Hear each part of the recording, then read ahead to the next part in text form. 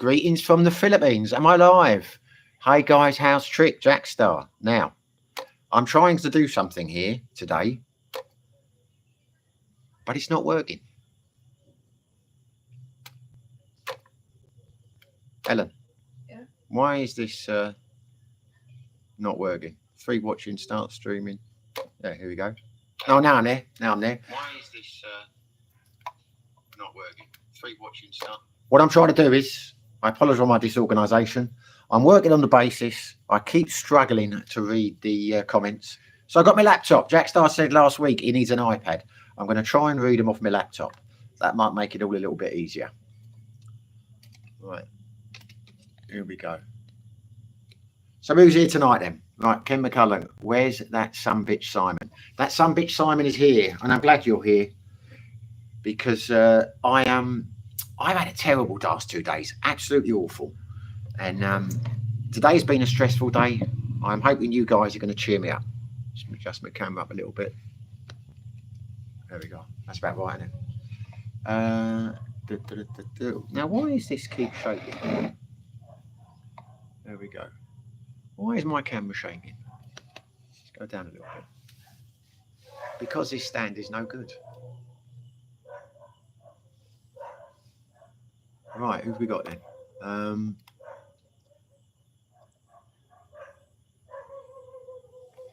Jackstar, hey pal. Binzar, hey Jack. Jackstar, hey, how's it going? Right, there we are. I don't know if this is a good idea or not doing it this way. I don't think I'm getting any extra comments. Adam Fente, hey everyone, right on time. There you go. I was right on time, bang on time today. I don't know why Ken's saying, where's that sumbitch Simon? That sumbitch Simon was here.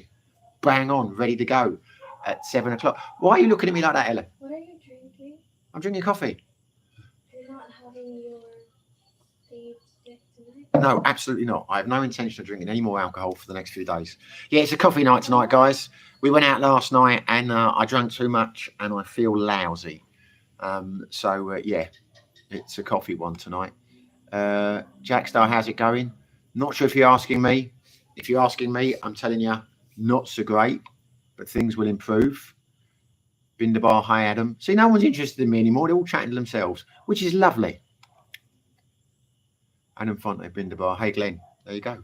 I'll wait until you lot have done all the introductions.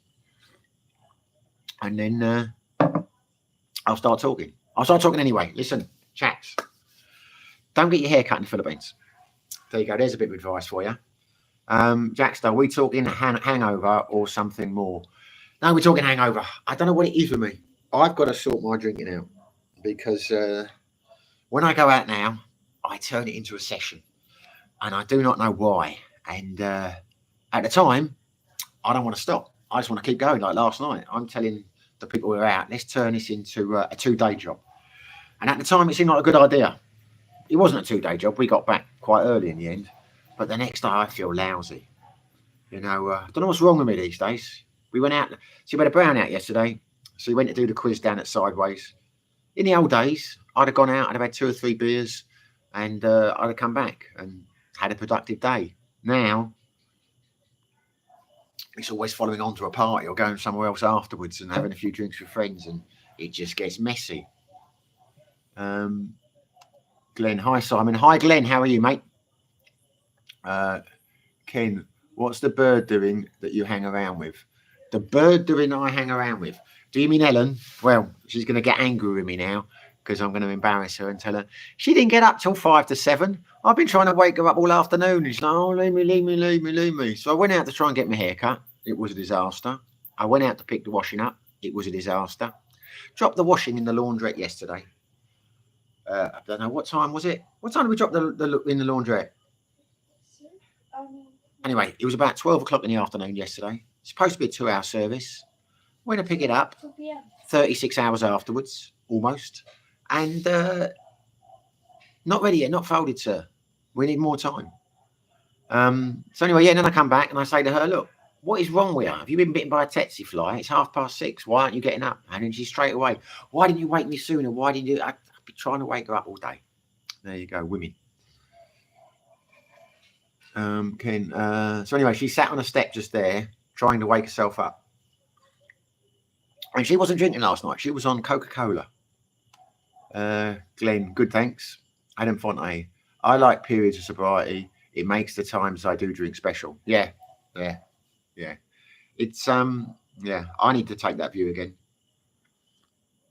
I'm not drinking any more than usual when I go out. Well, I say more times a week.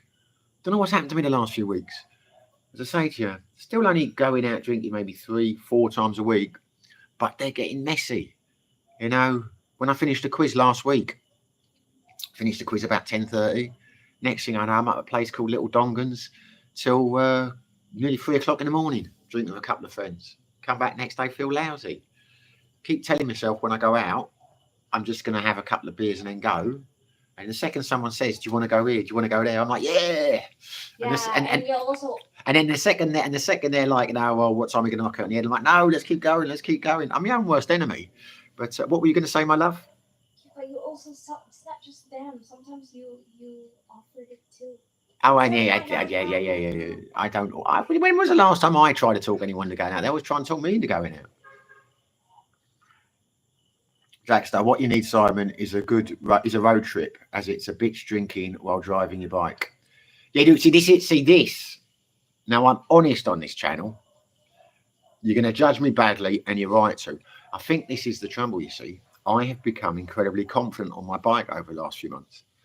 Before, I always had it in my head, I could not drink and drive. I couldn't do it. And that was keeping me on the straight and narrow. Now, I'm being naughty. And it's ridiculous. It is ridiculous. We're drinking far too much and driving. And I'm embarrassed by that. I shouldn't do it. It's stupid. But that's what I'm doing. But I do need a road trip, Jack. I do need a road trip. And I just hope there's someone to go on a road trip with. I'll keep my mouth shut because she's not looking at the camera. But yeah, I do. I need to a change of pace, a change of scenery, and some vlogging content. This is quite weird, this is, because I'm looking at the laptop to read the comments, but there's a delay, so I'm seeing this arms now flashing about on here a minute after I've seen them on there. But there we go. Adam Fonte. You got to make some kind of rule for yourself and stick to it. Yeah, see, this is the trouble. I might have told this joke before, but there's an English comedian who I am not a fan of in any shape or form, and his name is Jim Davison. But I saw one funny thing he said once, because he got done for drink driving a few times, and he was in court, and the judge said to him, "Why did you drive your car when you were 3 times over the limit?" To which he said, "Because I was drunk." And it's the truest words. You can make rules for yourself. I can make a rule for myself. But when you're drunk, the rules don't count, do they? I mean, that's the reality.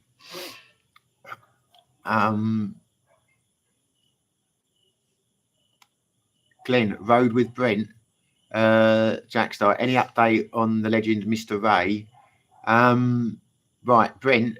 No, I was talking about Jackstar. I don't think I'm going to go on a road trip with Brent's tripping. I don't think Brent's going to be doing any road trips for a long time at the moment. But good news is Brent's tripping. He had the tubes and everything taken out today. He's still in ICU, but he is hoping to get out of there tomorrow. So he is he's on the mend, touch wood.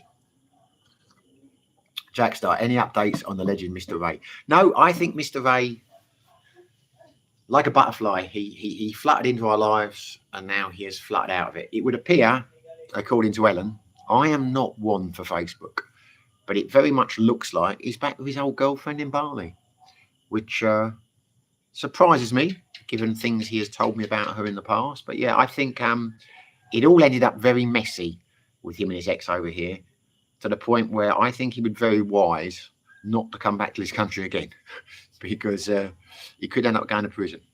Not that he's done anything wrong, but it's the kind of person who might make allegations. Well, she did threaten to make allegations about. She did threaten to get him locked up, and she did it on Facebook for all of us to see. So, yeah, nothing worse than a woman scorned. So I don't think the legend Ray will, sadly, because he was a good friend, I don't think he will be coming back here anytime soon. If he does, he wants to do it incognito. Ken McCulloch, England versus WI in the ODI cricket, 8 p.m. tonight. Is it England versus West Indies in the ODI? I didn't know that. There you go. I used to love my cricket. I've not watched a cricket game in years. I don't know how good the England team is these days. I went for a stage many years ago when I really loved my cricket. I used to go to Chelmsford and watch the cricket there. Cricket, I'd say, was my first love as a sport. And then I just stopped watching it. But then when I was back in England over COVID, I watched a few games. I got back into it. But since then, not watched a game. Glenn, thanks. Brent and Ray updates. Yeah. Well, there you go. My pleasure, Glenn. I try and keep people informed. Adam Fonner, if you're planning domestic travel, Bohol is worth a visit. It's just a short ferry away from Douma. It is indeed. It is indeed. Yeah. That is always an option. Adam Fonner, I enjoyed SMQ Bistro in Tagbalarian. A mist in Alona Beach. Okay, well, if we get to Alona Beach, we'll try and remember that mist. How do you pronounce? Was it Smook? Smook? How would you pronounce that, Ellen? Smoke? Smoku? I don't know. Road trip. Yeah, Mike Hannon. Smoke. Cheers, mate. No, I said smoke. Maybe smoke. Jack Star. Wow. Thank you very much, mate. Don't do that. But I tell you what, I've had a lousy few days. You've just cheered me up, mate. Thank you very much. That has put a smile on my face, Jack. You are a wonderful man. Yeah, I was right. It's pronounced as smoke. Smoke? Yeah. Okay, smoke. Yeah, anyway, I'm getting confused now. I've got my laptop here. Jack Star's been incredibly generous. Ellen is talking to me about yeah, but it's a delay anyway. I'm just saying, I'm explaining. But no, thanks for that, Jack, mate. You are a gentleman. He's going in the Jack Star Fund. Hopefully, when you're over here, my mate Frank will be around because I think the three of us could have a cracking time. He's stuck in Manila at the moment, waiting for his work visa. But once he gets that sorted, he's got a job in Manila and he's going to be flying about. I tell you, the three of us, we could do some damage. Jack Star, always a pleasure, sir. No, the pleasure's all mine, mate. The pleasure is all mine. Thank you, Jack. You're famous over here, by the way. You are famous. There's a few of the guys who, I don't know. See, I've got quite a few mates. Well, not quite a few, who watch this live stream. They never comment. So I don't know they're there. And it always surprises me when I'll be out and about and someone has watched a live stream. And they all know who you are. I've got a couple of friends like, I didn't even know watched it the other day. I say, who's this Jack Star then? I'm like, how the hell do you know about him? He said, because I watch the streams and he's always making donations. I'm like, yeah, no, he's yeah, you are famous over here in Dumagetti, mate. Infinite goodness. Does Royal Army has royal blood? Just asking. Does Royal Army have royal blood? Just asking. And you've asked it twice. I wasn't sure what you meant the first time. I'm still not sure what you meant the second time. And on the third time, I still haven't got a clue. Jack Star, like the sound of that, pal, the Three Amigos. Yeah. I say, yeah, well, yeah, hopefully, that'd be nice. Because, yeah, you'd get on very well with Frank. He's a nice man. But he might not be. If he's not, it will be the Two Amigos.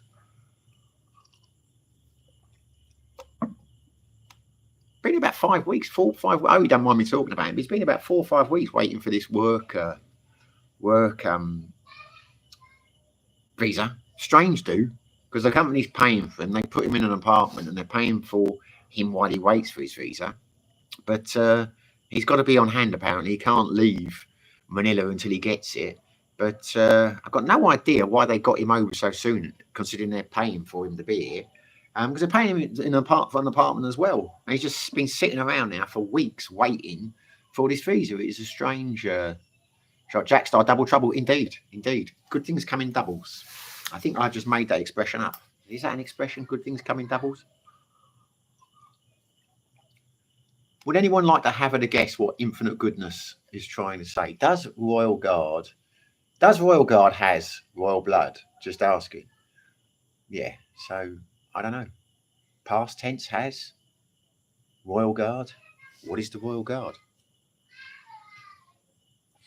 Who knows? Yeah. Haircuts in the Philippines. I'm just going to ramble now until someone comes up with another comment. Haircuts in the Philippines are diabolical. I'm going to do a video soon on the things no one tells you about when you come to the Philippines. The things which are a surprise, a shock, and you need to know about, but no one talks about them. And haircuts has made my list of things recently. I've been trying to get my hair cut for the last 2 weeks. It is nigh on impossible in the Philippines. It is. We've been nigh on impossible for me for the last few weeks. But the people over here don't seem to cut hair, or they have no training, or they don't want to cut your hair, which I find very strange. Like, keep going to a place down here, which we found, which I don't know why I'm pointing, but there you go. A local place, which we decided a few months ago was the best place for me, because I've had some right awful haircuts here, in the sense, I don't think they get trained. I don't think they've been to, and they don't seem to know what to do with my hair. And when I go, I always tip, and it always catches them by surprise. Now in Thailand, if you are a Farang and you go past the hairdressers, they will do their best to get you in there. They want Farang customers because you're going to tip them. You know, tipping's not really a thing over here. But I go down there, as soon as I turn up, people leave. It's like the other day we went and sat down and there was one hairdresser, so they called a spare barber up. As soon as he looks around the corner, sees it's me, he pisses off again. Now, I don't think that's because of me, being me per se. They just don't want to cut Westerners' haircuts over here. And when you do get someone who wants to cut your hair, they're awful. Tonight, I went to pick the washing up, and they said to come back in half an hour. And I saw a hairdresser I had never tried before. And when I went past there was a guy, and that was 10 minutes before, sitting in a chair, and I saw him. I thought, right, I will go back and get my hair cut there, because you're not got anyone in the queue. I sat down and I watched him for 45 minutes, and he wasn't even halfway through the haircut. He was like, clip, clip, putting the powder on, spraying, clip, brush off, clip, brush, clip off. I sat there, my soul drained out of me. The haircuts take so long over here. You know, any other country in the world, you would think they just want to get you in and out as quickly as possible. Not the Philippines. They either don't want to cut your hair, and when they do cut your hair, God, it takes a long time. Anyway, I've done my ranting. Depends on the barber shop. It doesn't spend on the barber shop. They're all awful.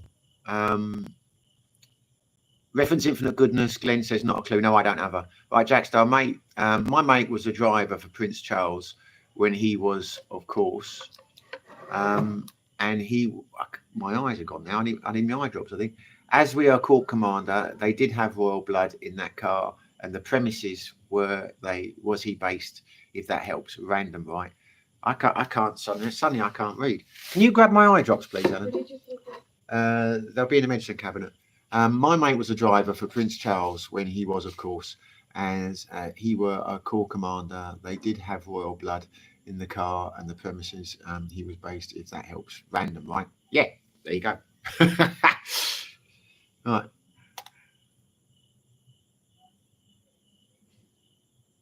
Do they have special drivers? I presume. I mean, they're just standard MT drivers. We call them MT in the Air Force. I suppose they must. All his drivers must be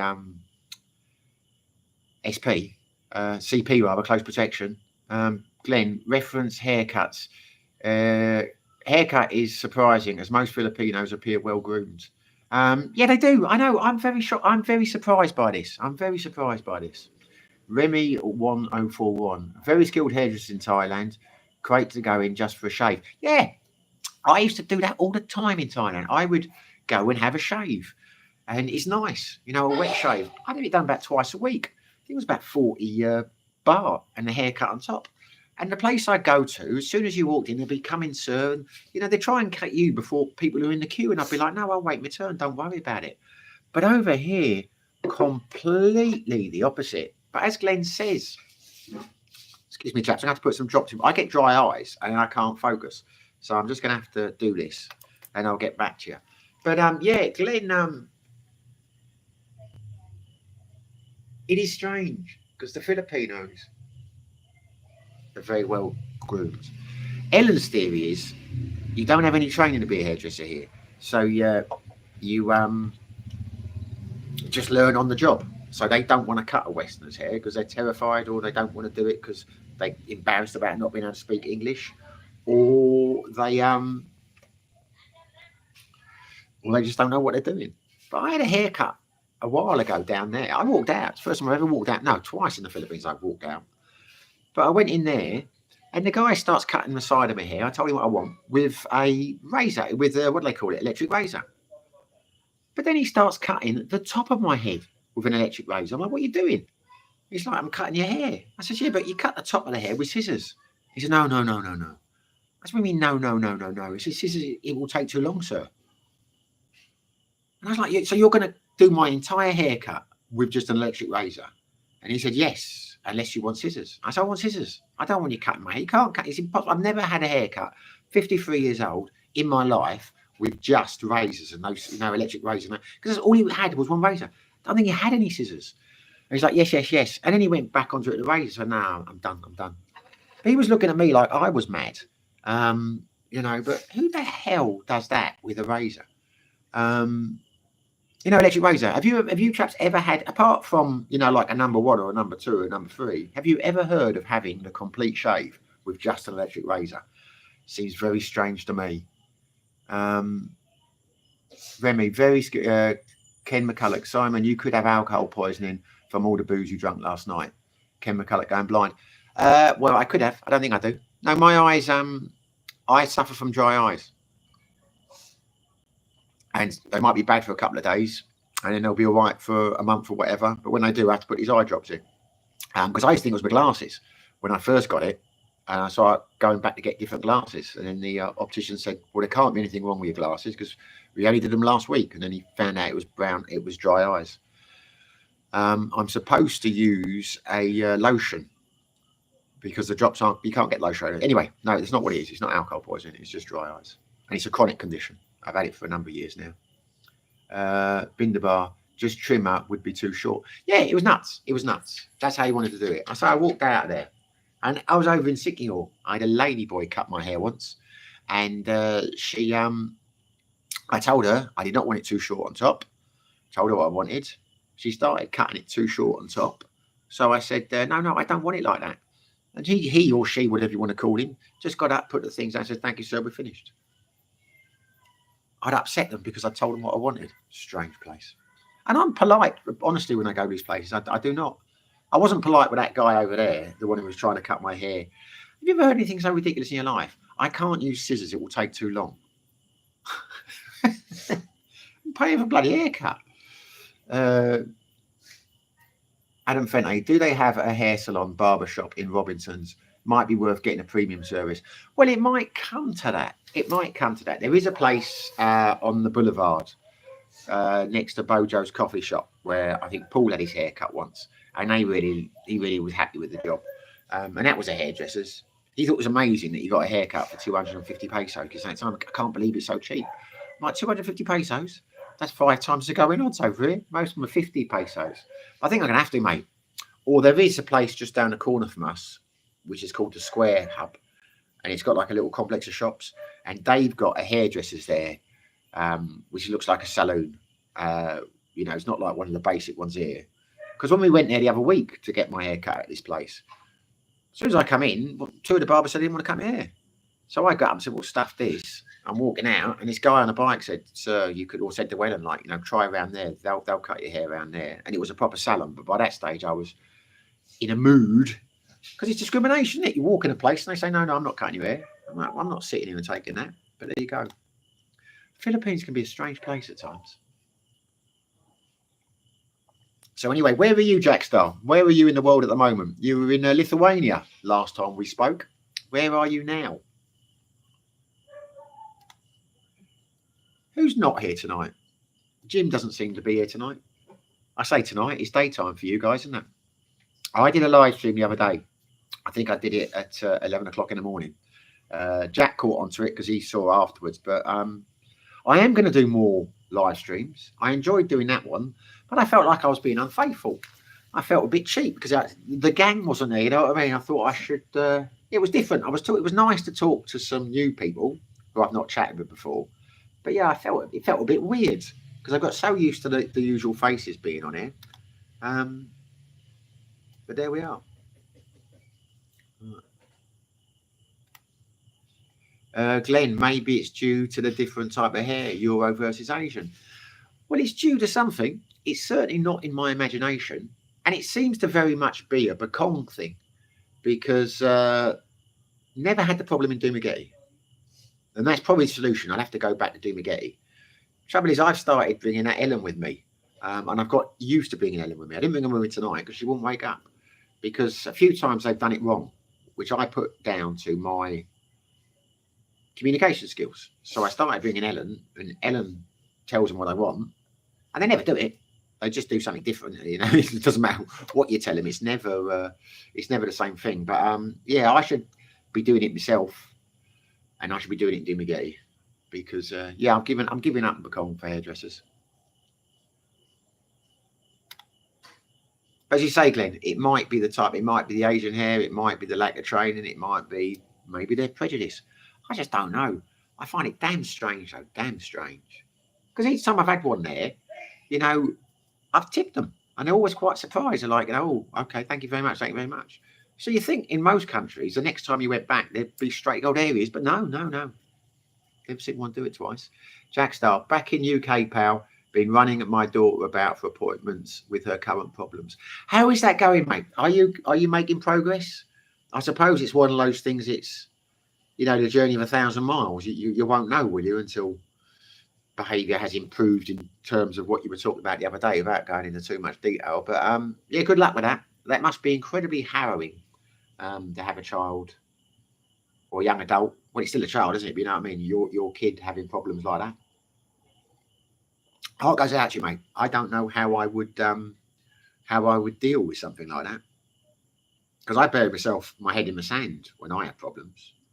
But you can't do that with your kids, can you? Because you've got to stand up and you've got to look after them, haven't you? So yeah, heart goes out to you, mate. I hope it's going well.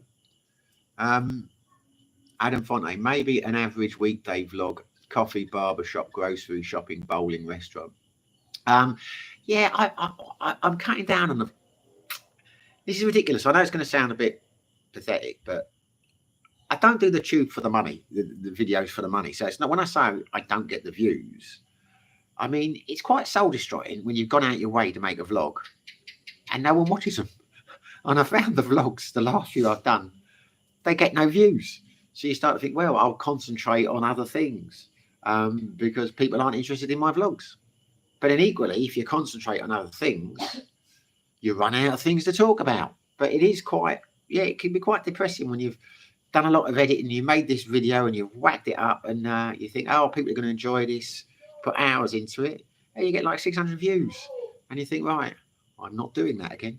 But yeah, I should do more vlogs, but I just keep banging the content out. It's like yesterday, we were going to go into town. I had my mindset, I was going to do 3 videos, and I'm working on one which Jack has suggested before about the different options of, different budgets, what you can get comparing this to that. But it was just a disaster yesterday. The place I usually go, they were playing music. They never play music. The other place, so I went to another place where I know I can ask them to turn the music down. They turned the music down for me, which was great. But then the microphones didn't work, so you had this terrible echo, so that was a waste.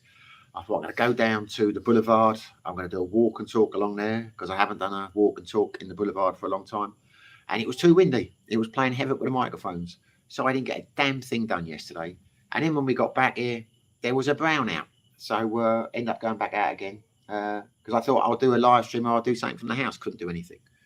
So it can be very testing, this YouTube business. Jackstar 23 and guys, come on, hit the likes, share the love. That's very kind of you, Jackstar. Yes. If you hate the content, don't smash the like button. But if you are enjoying it, be nice if you hit the like button, so I know then if people like it or not. Thanks for that, Jack. Much appreciated, mate. I always forget to ask that. Glenn, James Cook video did well. Yes, that is the interesting thing about videos. I don't know why it did well, in the sense that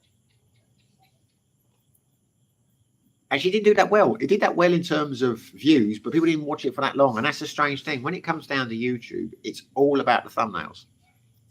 And I screwed that first thumbnail up because I made a reference for James Cook. So I said, James Cook discovers the Philippines. And I had a little picture of James Cook and a thing. And I thought, this will be great. It got about 25 views in the first hour. Then it got nothing.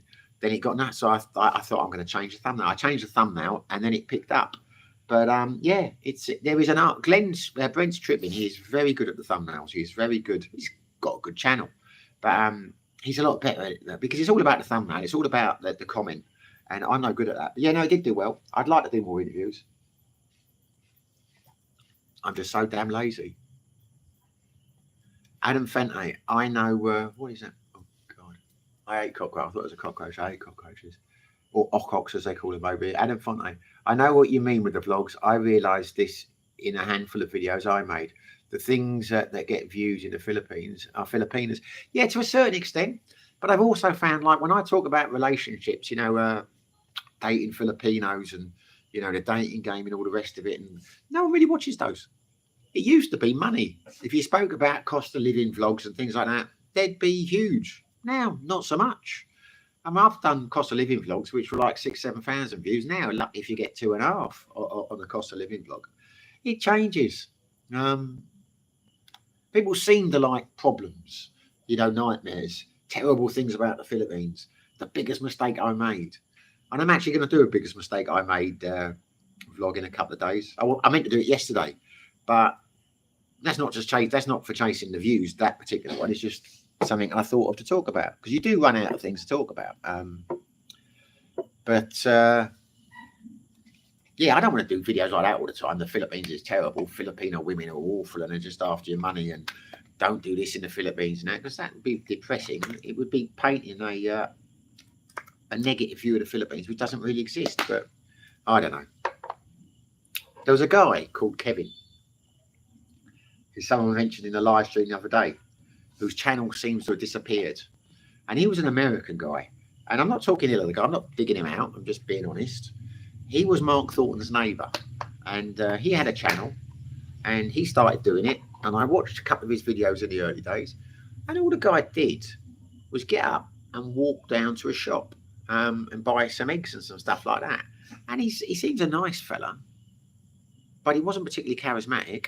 And I thought to myself, this is boring. Nice guy, but I'm not going to watch this channel.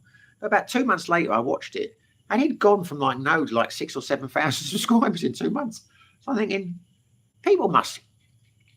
There's no accounting for what people like, you know what I mean? And the reason I'm saying about him is someone asked me in the vlog yesterday what had happened to him, and I said I don't know who he is, and then they described us. Oh, I do know him, because apparently his channel has disappeared.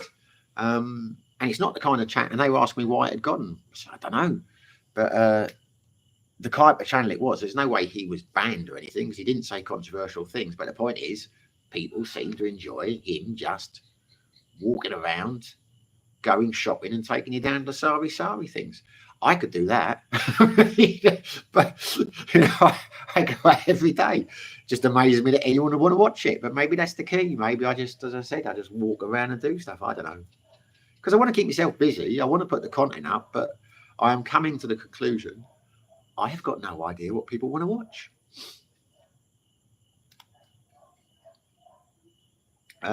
Glenn, do you think too many vloggers are doing cost of living vids? I guess it must be.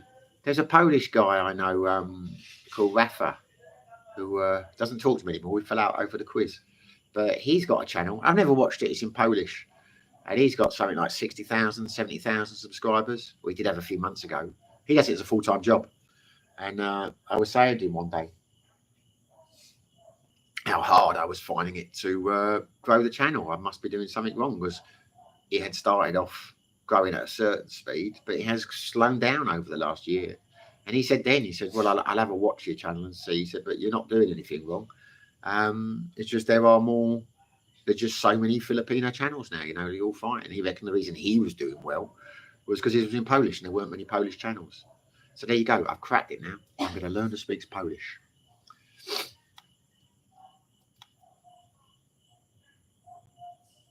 So these problems with your daughter, Jack, does that mean, is that putting you off your trip? Does that make it difficult for you to go away, or are you still having problems with the machine as well? You know, anyway, is that what the, you say it's not stuck? Jack Star has just come up, just about to ask him, he's come up with a comment. I tend to watch vloggers with good content as much the host personality. I know, not sure why I'm watching you, Simon. There you go. I'm not sure why you're watching me. I don't know why anyone watches me, Jack, to be honest with you, but I love it that they do. If I didn't have this channel, I mean, people say Dumagetti's a boring place, but I probably wouldn't have lasted in the Philippines, to be honest with you, hadn't been for the channel, because I'd have got bored. I knew I was drinking too much over in City Hall. That's why I started the channel. I thought, I've got to get an interest. I've got to do something. and that takes up a bit of my time. And with the quizzes, I mean, someone asked me the other day in a live stream, do you get bored? And I'm like, no, I don't, because I'm either out enjoying myself with the wonderful Ellen or friends, or Ellen and friends, or I'm working on questions for the quiz, and or I'm YouTubing. If I didn't have those things, then I probably would be bored. Got 20 few viewers and only 10 likes. If you're watching and you like, if you're happy and you know it, smash the like. It's not bad, is it? If you're happy and you know it, smash the like. That could be my new catchphrase. Oh, one of them. I tend to watch what is good content as much as personality. I know. So that was. It's interesting you say that though, Jackstar, about the personality, because I'm the same with that. It means a lot to me, someone's personality. I used to like watching vlogging a dead horse because I found him funny. Can't remember his name now, but then he did a couple of things that upset me. He told a kid to piss off on one of the vlogs. One of the young kid beggars on Dumagetti Boulevard, and that put me off him because I don't talk to kids like that. I don't talk to beggars that way. You know what I mean? But it's like his content because I like his personality. But his vlog grew not as fast as you would expect because he was doing interesting content. He was traveling around. You know, he was a fun guy. But I noticed there were some other vloggers who didn't have, in my opinion, half the personality of him, who started up about the same time and were doing a million times better. A million is an exaggeration. But, you know, so, yeah, to me, I'm like you, Jack. The personality of the vlogger and whether they're full of shit is what makes me interested in a channel. But some people, not so much, obviously. All we've got different views on what personalities and what people are, haven't we? Adam Fente. I think Western millennials and Gen Z are still motivated by Thailand and the new kid on the block, Vietnam. I see most digital nomading vlogs for those two countries the most. Yeah, there was a guy I watched the other day, an English guy. I might have mentioned that in the vlogs. He did one of Papua New Guinea, and he was good. It was a good vlog. But I've not watched any of his since. But, you know, some people are naturally good at it, and obviously I'm not. I mean, I can accept that. But some people, some people are natural. But there's an English guy. He's English, but he's obviously Asian or whatever. Well, not Asian. He's Middle Eastern. I've watched a couple of his vlogs, and the guy's like he's got like 1 million views. He's a younger guy, quite well built. He's got like a few million views on some of his videos. He's doing incredibly well. Full-time job, power to him. But to me, he comes over as a dick. I don't watch his stuff, but there you go. He comes over as an idiot, but there we are. Jackstar, nobody. Just a setback. The machine would be delayed a few months, so I might pop over for a few months and then back here. Pop over here? I hope you mean over here, mate. That would be fantastic. That would be fantastic. As I say, you're already a legend in Dumagetti, mate. Yeah, that'd be great. As long as your problems with the daughter are sorted out. Yeah, fantastic. My heart soars like an eagle to read that. I've got a lot of friends over here, and all good people, but it would be nice to have some new blood. Jackstar, yeah, buddy, yeah, great. That would be fantastic. That would be fantastic. I hope you make that work.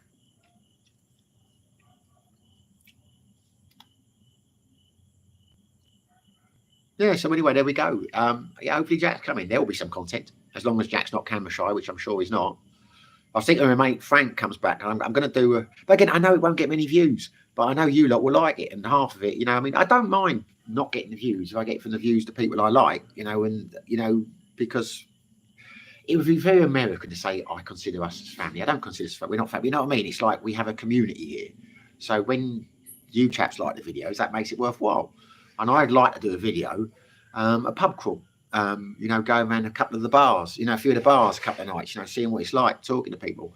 I know that video will do terribly in terms of views, but I don't care because for that, I want to show a few uncovered bars and that, which you'll never know about. But to do that realistically, I've got to do it with a couple of like-minded people. So I was waiting until Frank came back. The guy I was out with the other night, I might do that with, but definitely do that with Jackstar if he comes over here.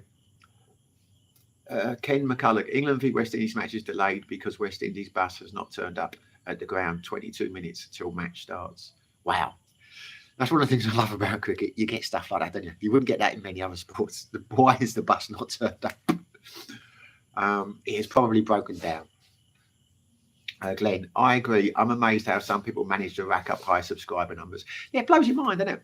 Blows your mind. It is what it is. And I can't complain. My channel has done a lot better than I first thought it was. I didn't think I'd get anywhere. And you see some other channels which have been going for years who've got no subscribers at all. And I take my hat off to them, you know, for persevering, because it must be soul destroying. And then there are some that just, you know, there's no accounting for our tastes. And I say, I'm amazed my channel has done as well. I'm amazed that I can sit here on a night time and chat to people, you know, because I'm just amazed anyone wants to hear what I've got to say. I really am, and I love that they do. But yes, I've got no complaints. It's just like anything. It becomes, you know, you become competitive with yourself. You know what I mean? It's not like I'm competitive with other channels, because I'm not. If I was, I'd put a lot more effort into it. But you know, you want to think, right, the next video I make will do better than the one before. And I've realised now I have no knowledge of what's going to do well and what's not. It used to be a case I could say to myself, this video is going to do terribly, and this video is going to do great. And I learned after a while, the videos I thought were going to be terrible did better than the videos I thought were going to be great. And a couple of times recently, I've thought, I'm not going to upload that video because it's not very good. And my back of my head says, well, you don't know what's good and what's not, mate. Put it up, because the ones which you think are bad generally do well. But over the last month, all the videos I thought were going to do badly have done badly. So that bit has gone out the window. Jack Star, most of us here, I'd say, like the no bullshit content, no fluff, and the real view of what it's like there. I hope so, mate, because I can't do fluff. I just can't. It's not in my nature. It would come over as, and I don't want to. You know what I mean? I don't want to. I want to tell things as they are. But I am cognizant of the fact that I'm quite a miserable sort of time. So just because I think something's crap doesn't mean other people don't think it's wonderful. I mean, I was in the quiz last night, Monday night, and there were a couple of guys over there who I heard talking to some other guys who just arrived. And my God, they thought everything about Dimagate was fantastic. One of them had tried Thailand, and they thought it landed in paradise. So I'm thinking, well, I'm living in this. I didn't talk to them at all. Just because there was someone else in the way, I just couldn't help but hear their conversation. But they were a lot more full of beans and optimistic about Dimagate than I am. Glenn, Jackstar, 100% agree. Yeah, well, I think to be honest with you, most people do, the ones that watch the channel, because I often get, if I get a positive comment, it's saying, you know, thank you for being honest and telling it how it is, which I would always do. But, you know, that seems to be the people that do watch my channel. They seem to appreciate that. One can only assume that the vast majority of people who watch YouTube aren't looking for that. They're looking for something else. So there you go. Adam Fenter, yeah, I like real people. I watched a lot of Sunshine Shoulders and Regular Guy because they don't sugarcoat.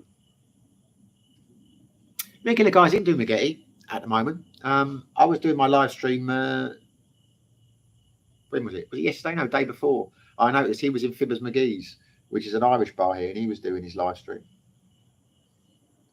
And he does well. He was getting like 400 viewers. But Scott, I can see why Scott's channel works, because he's very much a Marmite kind of guy. You either love him or you hate him. And there's obviously a lot of people that love him. And I used to watch his content. I say I don't really watch vloggers anymore, but Regular Guy, yeah. I can see why. I said the other day, I see why people don't like him, and I see why people like him.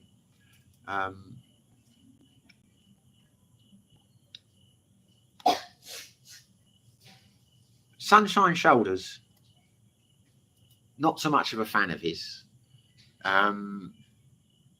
Seems like a great guy, Cal. I'm not knocking him. We just look. I don't slag off other channels. I'm not doing that. But I kind of found there were so many times when the vlog was like, you know, the title was "I'm leaving the Philippines" or "I'm doing this" or "I've had enough," and you know, you think, "Oh, wow, what's happened? Something's gone wrong," and it hasn't, and he's still here. You know what I mean? It's like, you know, I don't, you know, it just felt like he was creating drama for the views. So I kind of stopped watching that because, yeah. Did that too.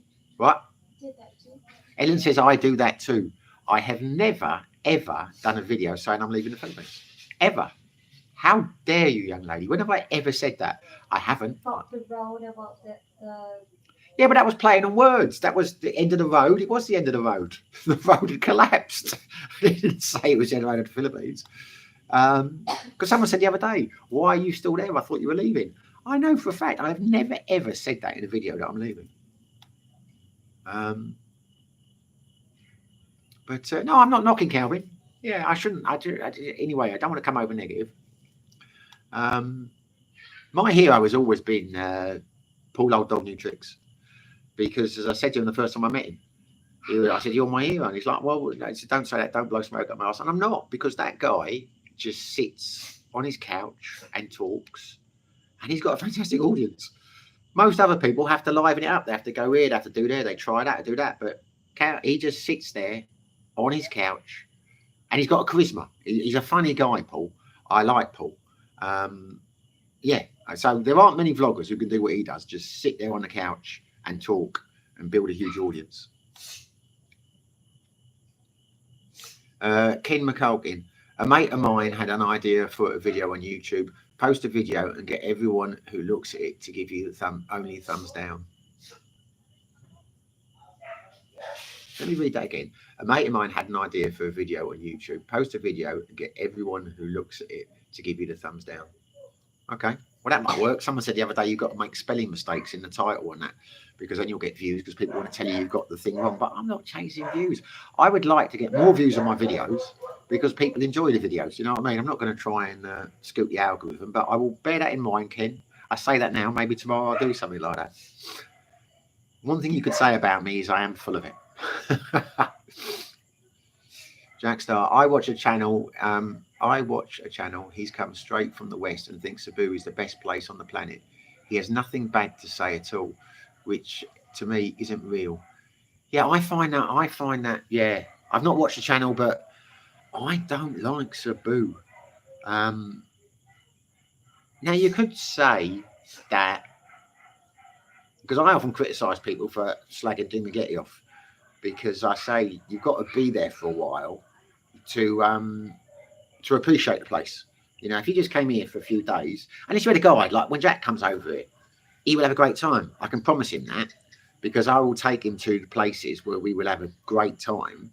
But it took me, like, you know, and I'm still learning now to find these places. You know, last night I went out with a mate of mine, Darryl, and his girlfriend Agnes and Ellen, and they took me to a place I've never been before, and we had a great night. So yeah, if you came here for like a few days, because I hated it the first month, you know, you won't like Dumagetti, because you've got to find out where the place is. Like someone said the other day, there's only one nightclub in Dumagetti. There's 5, but most Westerners don't know about them. You know what I mean? It's and the ones they don't know about are by far the best ones. So I don't like Cebu, but then again, I've probably not been there long enough to find a lot of the uncovered places. But I went to Mango Square. I hated it. The trouble I had with Cebu was everything was all so far spread out, and there was no way of getting them to them quickly. You know, they don't have a subway that they have in Bangkok. So I don't know why anyone, if you want to have city life and you want to live in a city, go to Bangkok, live in Kuala Lumpur. You know, I mean, there are so many, in my humble opinions, much better. But I don't want city life. I don't want that.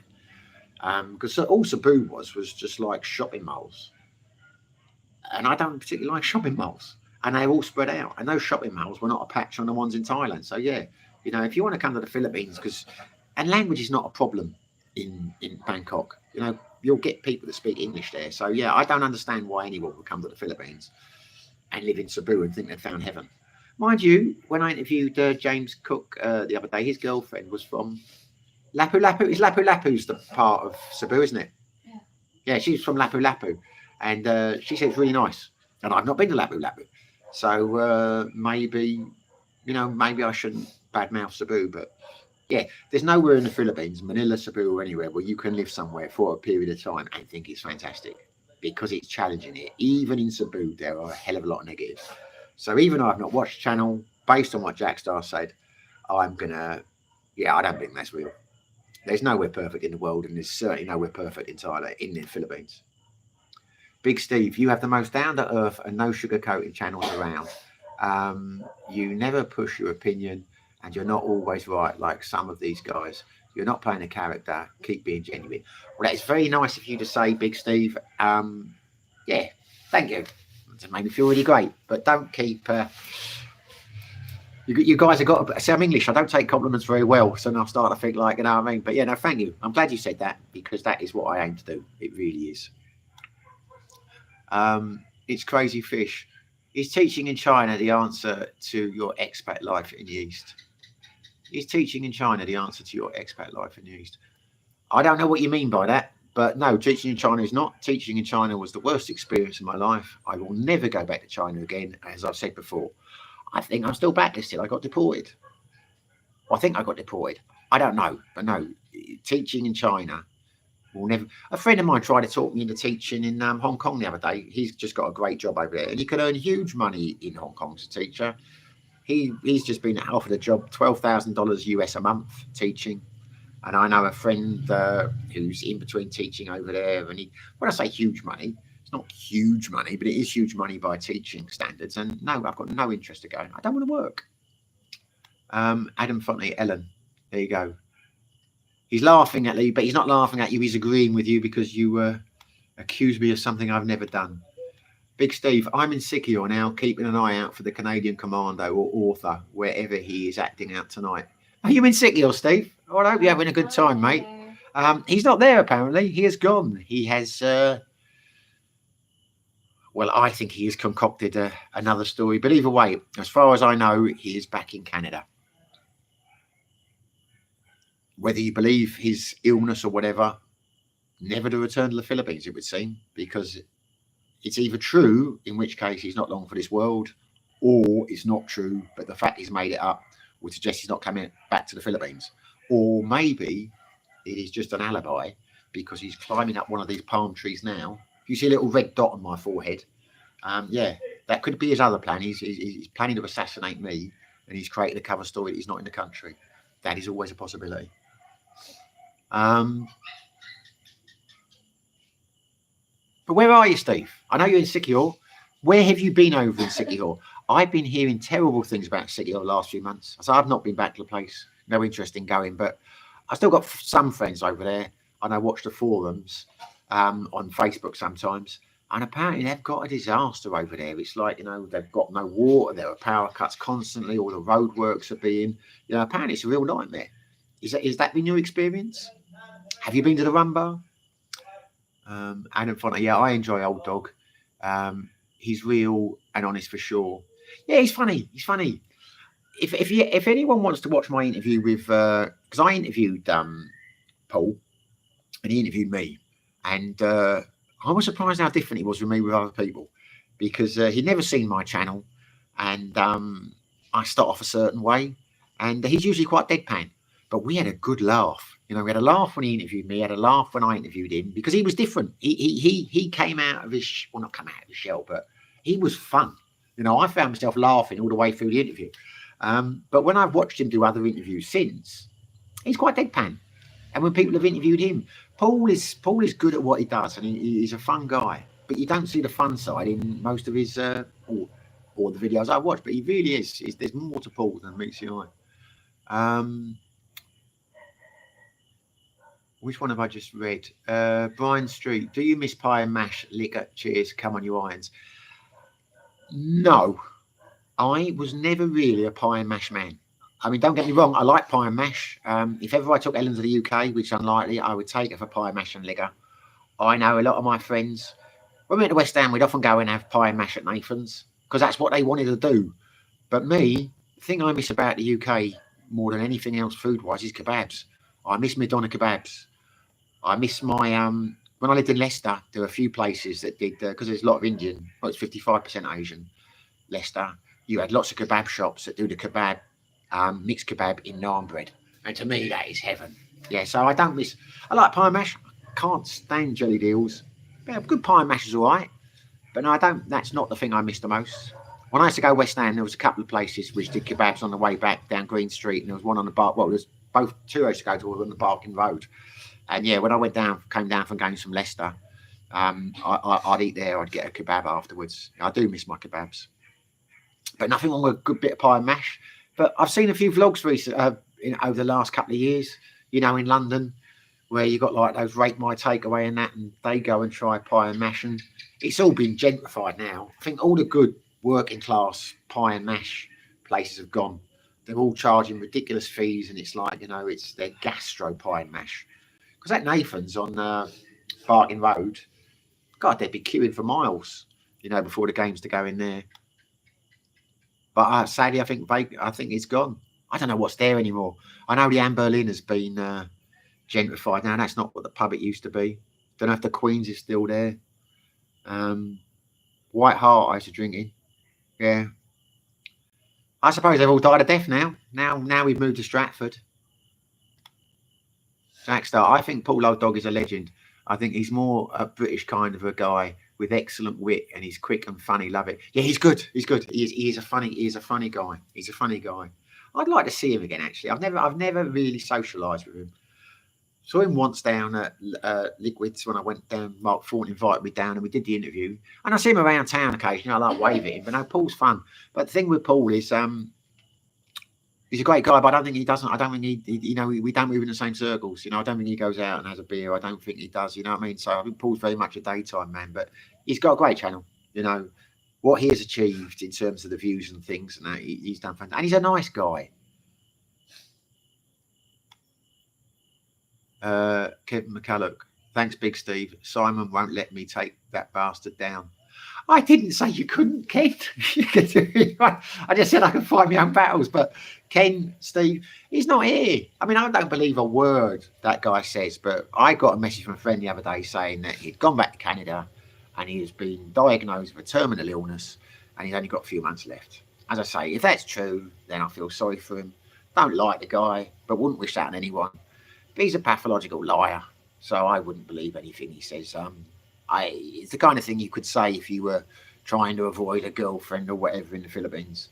But as I say, I don't think he's there, chaps. From what I know, he's long gone, so you can't hunt him down. But there we go. I never stopped you. I just said, don't do it for me. But it's nice that you would offer to do that, Ken. I've got a mate over here, big guy, and he found out a couple of months ago we were out, and he didn't know I had a channel till recently. He started watching it, and he's like, man, I heard what that motherfucker did to you over there. I'm going to get a ferry over here. I'm going to knock that motherfucker out. I'm like, mate, you don't have to. Honest to God. But it's nice that people offer to. Remy1041, what do you think of Goldfinger channel? I do not think anything of it. I have never watched Goldfinger. There are a million channels over here I have never watched. Apparently he's a nice guy. I've got a Norwegian mate called Arnie, and when I first started the channel, he said that I will get you an interview with Goldfinger. He'll be good for your channel. And I was like, well, you know, I don't chase the interviews like that. Because when I did when I first started, because I'd read that the best way to grow your channel was to interview other vloggers. And I did. I interviewed Regular Guy. I interviewed Paul Old Dog. I interviewed Mark Thornton. But I got a lot of negatives. A lot of negative people saying that, you know, comments like, these people are boring. We know enough about them. Stick to interviewing. And like now, as I say, I know a few of the vloggers over here. They were nice enough to do an interview with me. They did me a favour. It did grow the channel. But I'm not going to chase them for follow-up interviews because I don't want to pressure people. You know, I mean, they've done me a favour once. I would feel uncomfortable asking them to do it again. But Goldfinger, I think he's got a bike, and I think his bike is painted up Goldfinger because I've seen his bike a couple of times. And when I was in Sideways a couple of months ago, you said Goldfinger and Paul, you just missed them. And I said, well, okay. I wasn't, anyway, yeah, I don't know him. I don't know Goldfinger's channel. Is it good? Because I used to think he was Norwegian, but I know he's an American guy now. I know what he looks like because I've seen him and Paul sometimes do interviews with each other. But, sorry, mate, never watched one of his videos. Maybe I should. Adam, I would love to live in Bahol.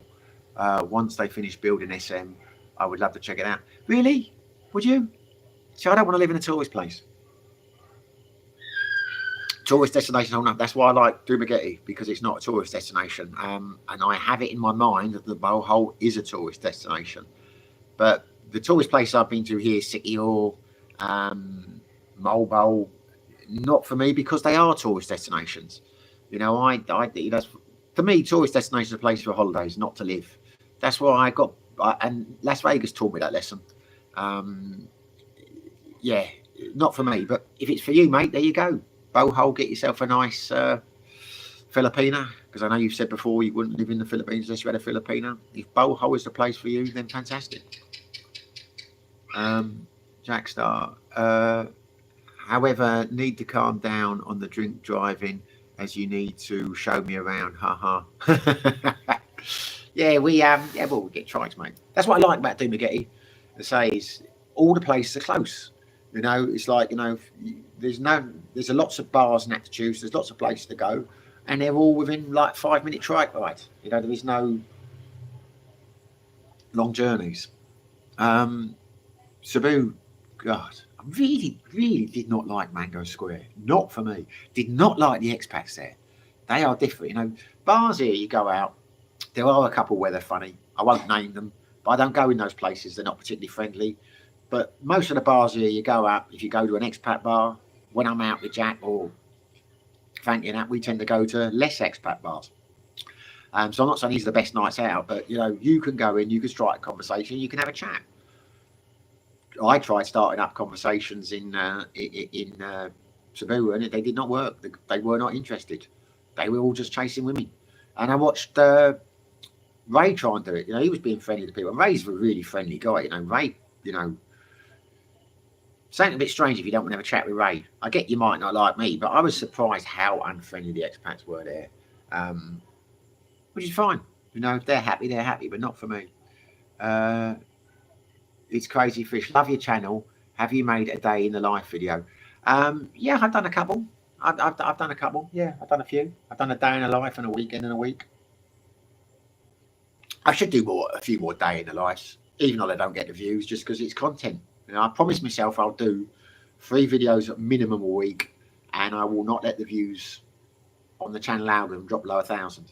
And that's why I went out yesterday to make some videos, and I couldn't make a damn thing, and now I'm down. But yeah, I will do some more of that. I shouldn't be chasing the views.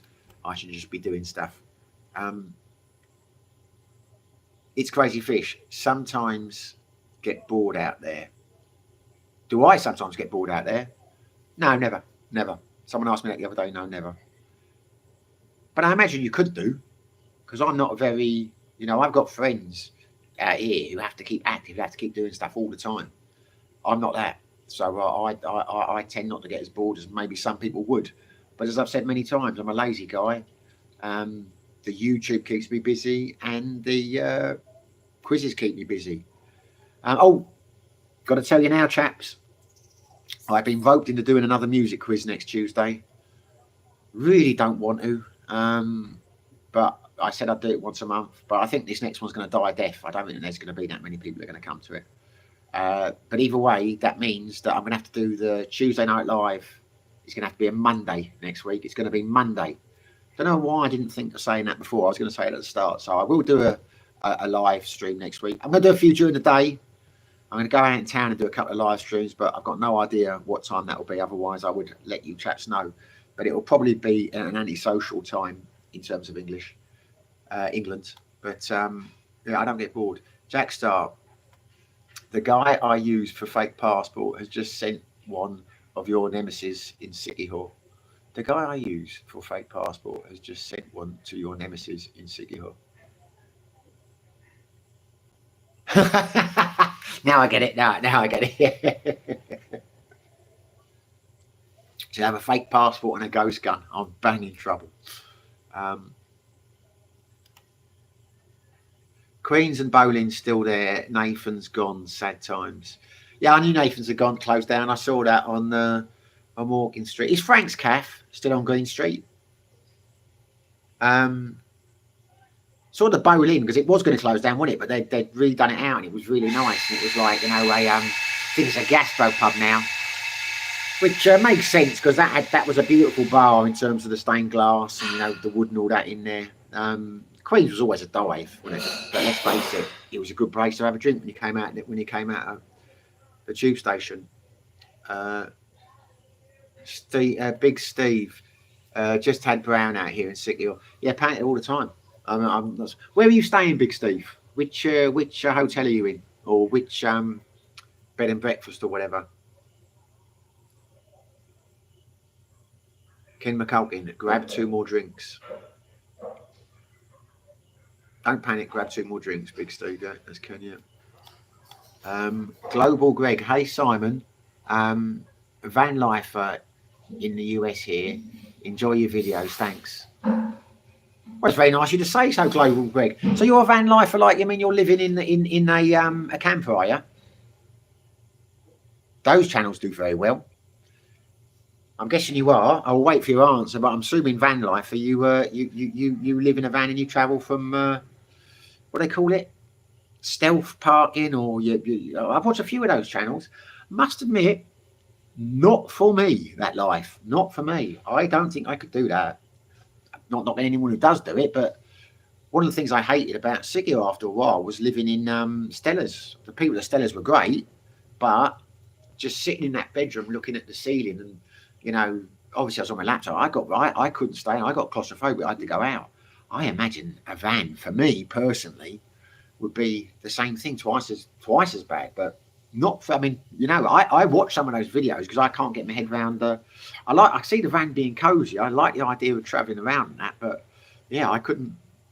After a week or so, I think the novelty would wear off. But that's just me. A lot of people, I mean, I know a couple of channels I watched in the UK when they first started up, and they're like grown incredibly fast. People like, you know, the old van life, but yeah, it'd be different in America if you've got like a big Winnebago or something like that. But a transit van converted to a bedroom, which you put it in a bed sit. It's fascinating to see how you can do it. It's fascinating to see the thing, but it would not be for me.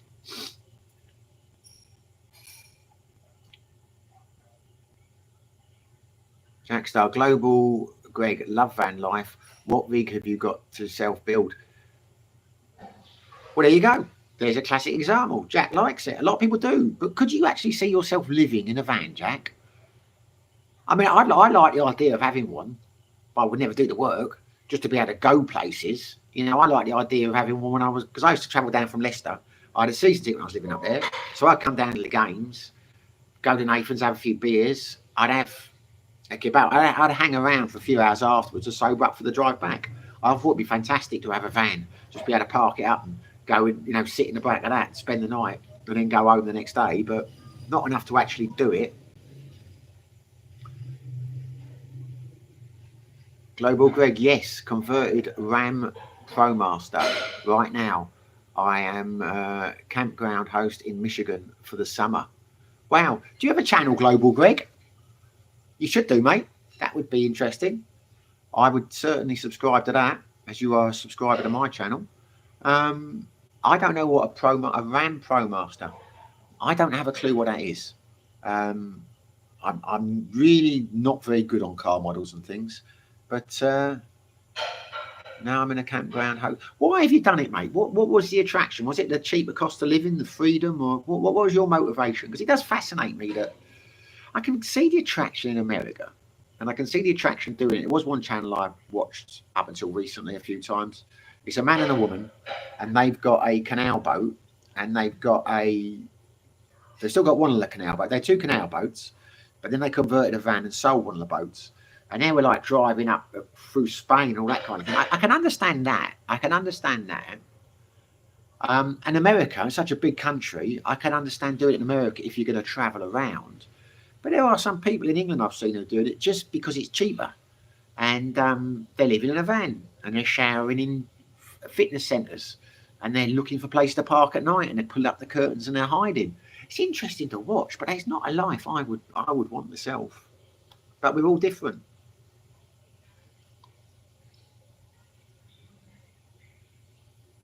Global Greg, you live out of it, not in it. The outdoors are your living room. Yeah, if you look at it that way, I can see that. As I say, I'm not knocking it. I find it fascinating watching some of this stuff. I also find it fascinating some of these channels where these guys go and build a hut and a cabin in the middle of nowhere, and they show the build and things, and they sit there and they have a coffee, and some of them live there for a little while. Yeah, I can see to them it's heaven, and it's interesting to watch, but not for me. There was a TVC's Wild Alaska, and there was a guy there who had a cabin which he built, and he lived there and he was a trapper, and He seemed a nice guy. I mean, I could never do that. I wouldn't, you know, I'm a bit of an animal lover. I could never be a trapper. But I watched his life with amazement, thinking, because it was intriguing, but not for me. But again, he was an outdoors guy. He was going out, he was doing stuff. But that isolated all by yourself in a cabin in the middle of Alaska, no. Yeah, I suppose, yeah, I'm not really an outdoor guy. So I suppose, yeah, I can see what you're saying. You're living out of it.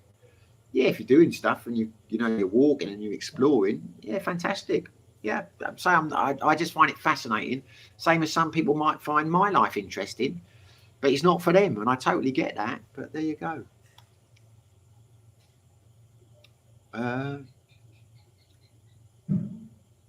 Glenn, I looked into both van living and narrowboat life and gave both a wide berth. Pardon, I'm sure that was a pun there. He said both a wide berth. Very good. For so many reasons.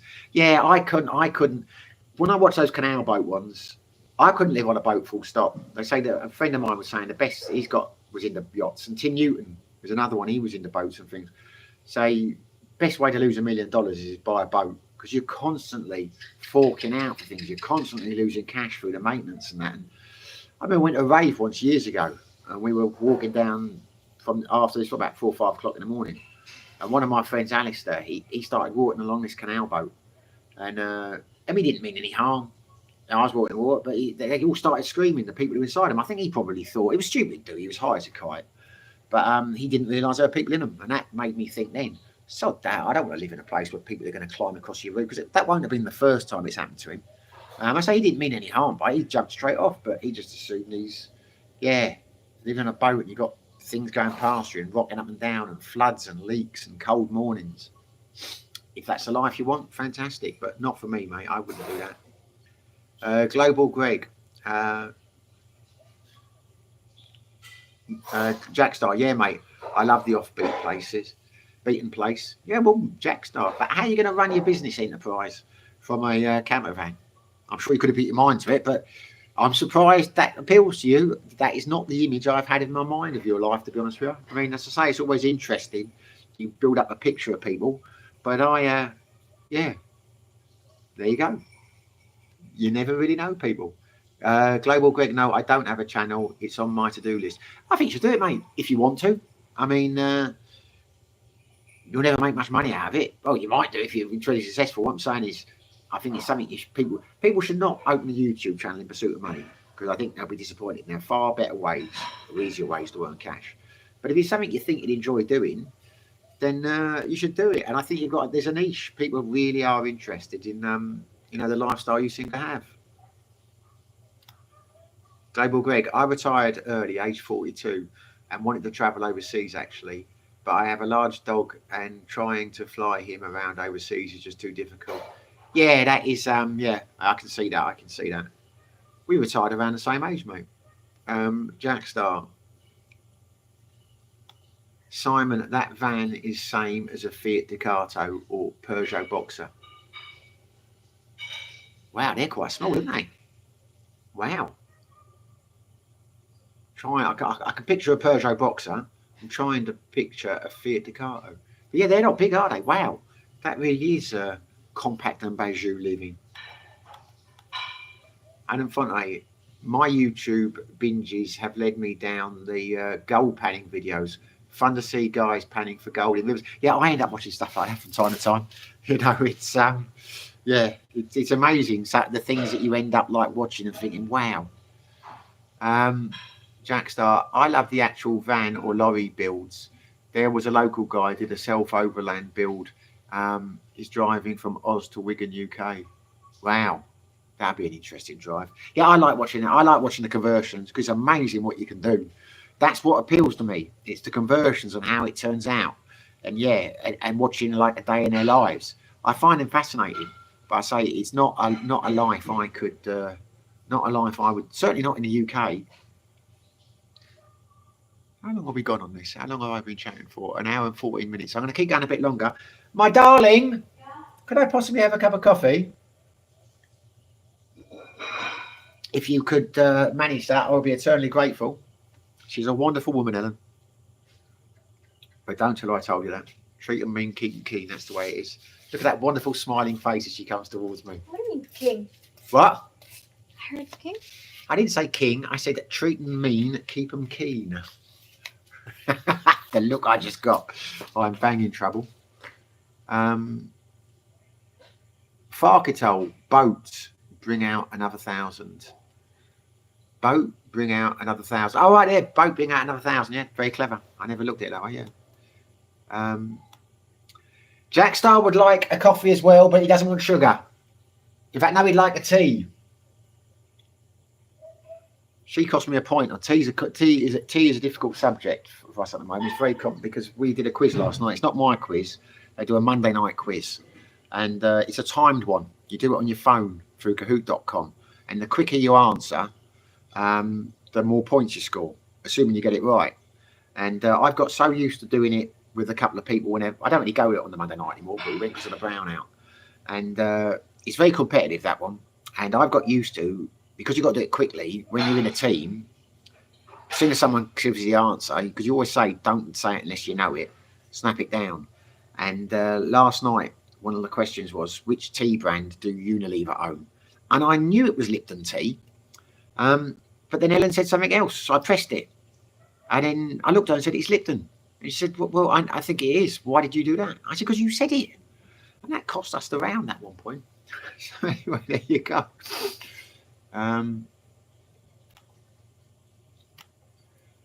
Ken McCullen, I came across a YouTube channel about a young couple who moved to Bulgaria after buying a house and 2.5 acres for £7,000. Wow.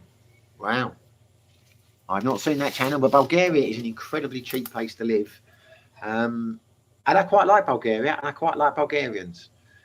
If for whatever reason I ended up moving back to Europe for some reason, I think Portugal or Bulgaria would possibly be the two places I would consider.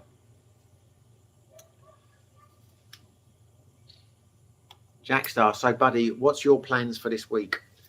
I don't really have any plans for this week. It's difficult to plan when I feel as lousy as I do today from last night, but tomorrow I'm going to vlog. I've got to get some content up, so I'm going to either vlog or make a video. Yeah, I'm going to YouTube. I'm going to resist the temptation to go and play bowls tomorrow, because I've got to make YouTube content and make up for the couple of days I've missed. There goes our wonderful water pressure tank. Thursday I've got the quiz. Either Friday or Saturday I will take the lovely Ellen out for dinner somewhere, because we haven't been out for dinner this week, so that'll probably be Friday. Don't have any plans for the weekend yet. What do you chaps have planned? I've got to, the trouble is I've been roped into doing this quiz on Tuesday, so that takes 2 days to do the questions. I really get into the music questions, so the weekend is probably going to be, that's why I don't want to do the quiz anymore, the music quiz, because it takes too long. So my weekend will almost definitely be lost doing the quiz.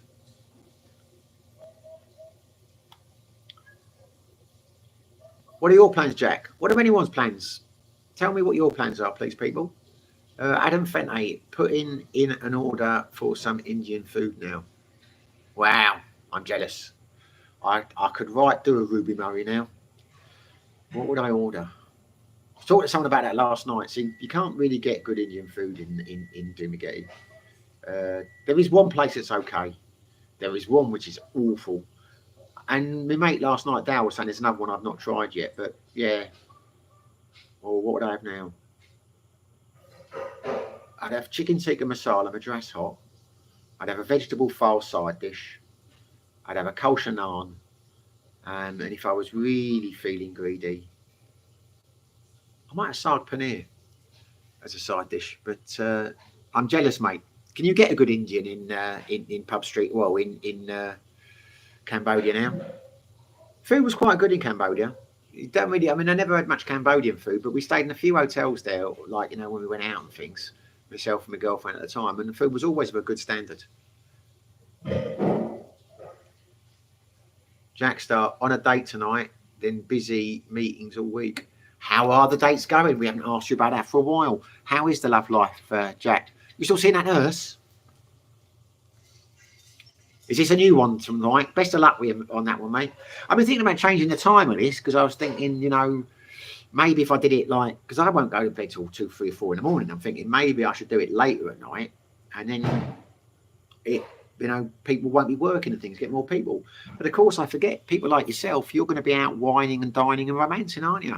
I'm probably only getting this audience now because you've not got better things to do during the day. Probably night time. The last thing you want to do is watch me on a YouTube channel.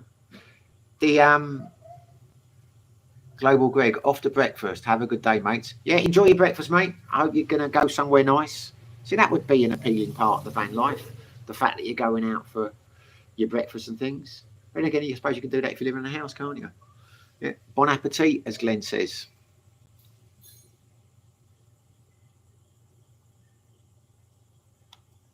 Jack Star, no, still the nurse and dating another woman. She's 44, but I'm a busy woman.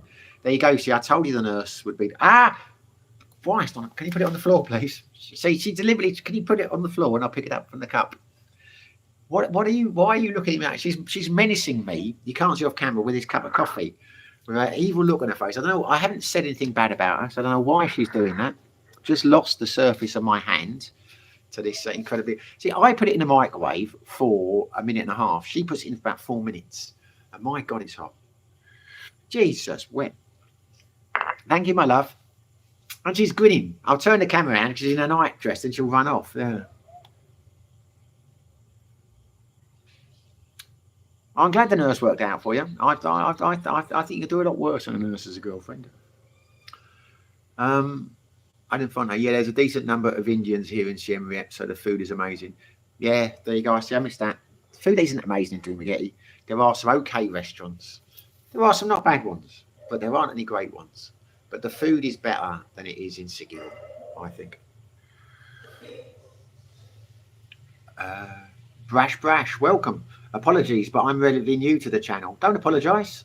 How is life going in the crazy with the crazy neighbours? I hope everything is settled down. Which crazy neighbours? What crazy neighbours are we talking about? We don't really have any crazy neighbours here. Are you talking about the Sigil or lot? Well, that's gone. No, life is fine, mate. Life is good. I can't complain. And if I did, who would listen? But welcome, Brash. I think I don't think I've read your name out before. You're very welcome. Glenn, pensioners' lunch break. Yeah. There are some young expats here. I've noticed there's more and more over the last few months. But they tend to do. I think a lot of them are like on holiday. Well, you know, I don't know what they do, but they don't tend to socialise in the places I socialise. But you do see a few on the boulevard. That's the thing about Dumaguete. It is a very cliquey place. There are circles. The circles I move in, very hard to get them to go down the boulevard. You know, because I mean, a few times when we've gone for drinks after the quiz and that, it's like, right, where are we going to go? And they never want to go to the boulevard. They always want to go other places. We either go up the hill towards Valencia, or like last night, we went down to a place opposite Fib and McGee's. But I don't know why that is. And when you do go on the boulevard, there's a lot of expats I don't know that. I mean, usually if I sit down, someone will come by and say, oh, they'll sit down with me. But yeah, it's strange. It's Dumaguete's kind of, the circles of people I've said before are split into certain zones. I know a lot of people who will stay around Bacong. I know a lot of people up in Valencia. I know a lot of people that are Jose Romero Road. And they all seem to hang around those areas. Very rare they will venture into Duma. And equally, there were circling Duma along the boulevard. Don't venture much far else. Jackstar, Brash, hey buddy, welcome. You're good. Tell us about you. Where are you, etc. Yes, Brash. I should have said that. Introduce yourself, mate. Speak now or forever hold your peace. What is she doing in there? I can hear bleeps coming off the microwave. I heard you. Well, of course you heard me. I'm not being quiet. I'm saying, what are you doing in there? Are you cooking dinner or something? You did. What are we having, my sweet? Chicken what? Do you want me the ketchup one? But that takes ages. Ellen is making my favourite dinner. I'm very happy about that. What would you call it? I want the crisper fry then. Whatever you want, sweetheart. He said, when I mentioned the red one last week, you said, oh, it's so difficult to cook. It takes so long. Yeah, but I like it. Well, good. I like it too. And you have slept all day. So it's about time we did something productive. You lazy person, you. But she makes a lovely Helen's a good cook. Trouble is, she only got like 4 or 5 dishes.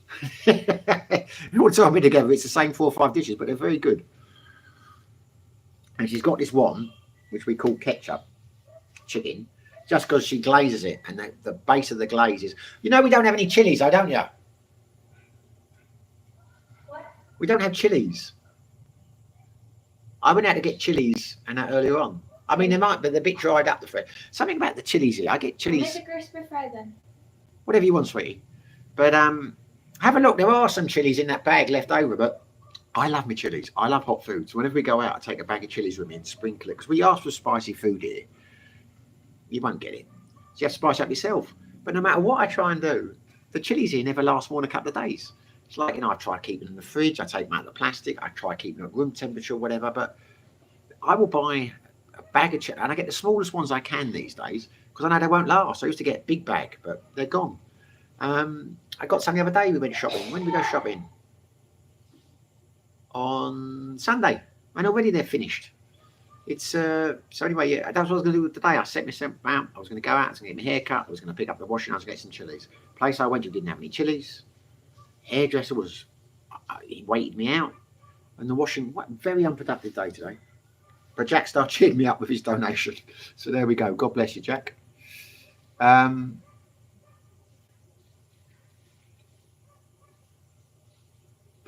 in Oz. It's late here, but really enjoying the patter. Welcome from Oz, mate. Welcome. The majority of my viewers are Americans, but after that it's Australia, then Britain. Don't get many. So considering the size of the population, I mean, what is America? Australia, 25%, 25 million rather.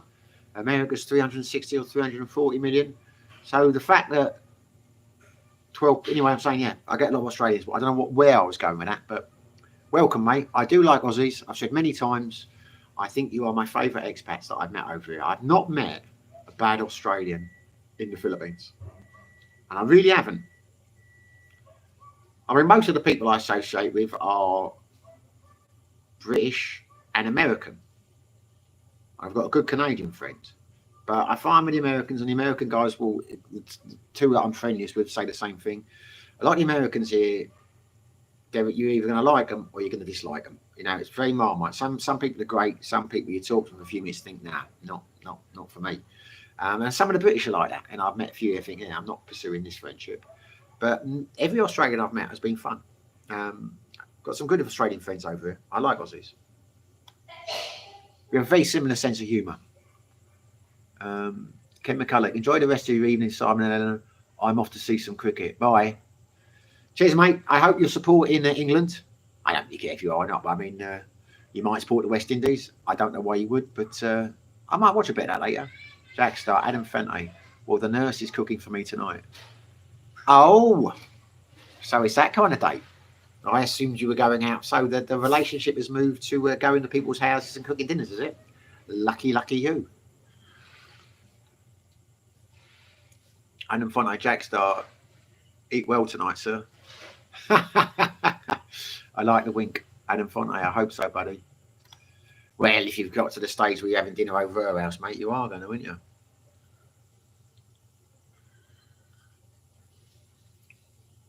How have I missed? I've missed a few. I'm going to go back here. I've missed some. Adam Fonte, just realised it's been years since a woman has cooked for me. Hasn't been for me, but then again, I'm in a relationship. Glenn, try dehydrating your chilies. Try dehydrating them. But if I did that, aren't I just better off buying dehydrated ones from the supermarket? I suppose so. But I mean, they are dehydrated. That's the point. I mean, these ones here now, they're dry. They dry themselves out. I kind of... Yeah, Ellen, you can still make them. Just use those dried chilies, like Glenn says. Some people do have dehydrated chilies. I tend to like them when they're crisp and fresh from the market, but yeah, no reason why you can't.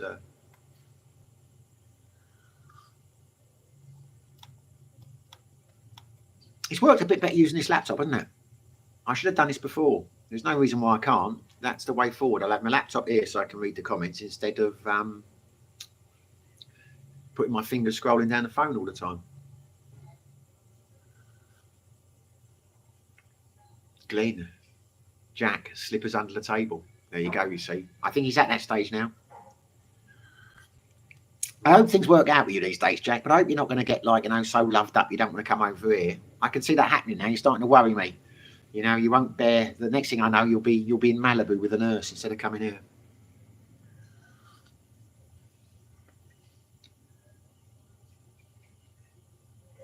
Adam Fente, she's using red chilies tonight. Yes, she uses red chilies. If you're talking to me, yeah. This dish she makes, we call it tomato sauce, right? Because it's in marinades or makes this thing. It's basically chili coated in this red sauce, and it's very nice. But she uses this chili tomato ketchup, or chili banana ketchup, and then mixes chilies into that, like fresh chilies. And only I like my food nice and spicy. But what did you say you call that dish? We haven't really got a name for it, have we? Barbecue. It's just like the chicken wings you get from the They're like, yeah, she calls them buffalo wings, but they say the key ingredients is this tomato ketchup that is the base for the marinade.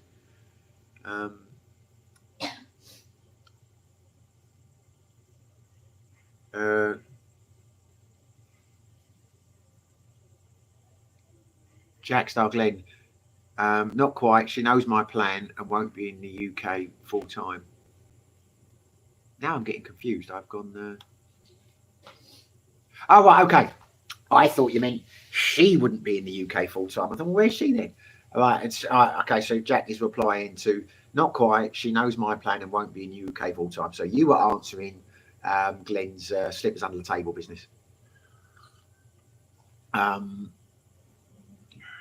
Glenn, I used to grow mine and dry them. What are we talking about?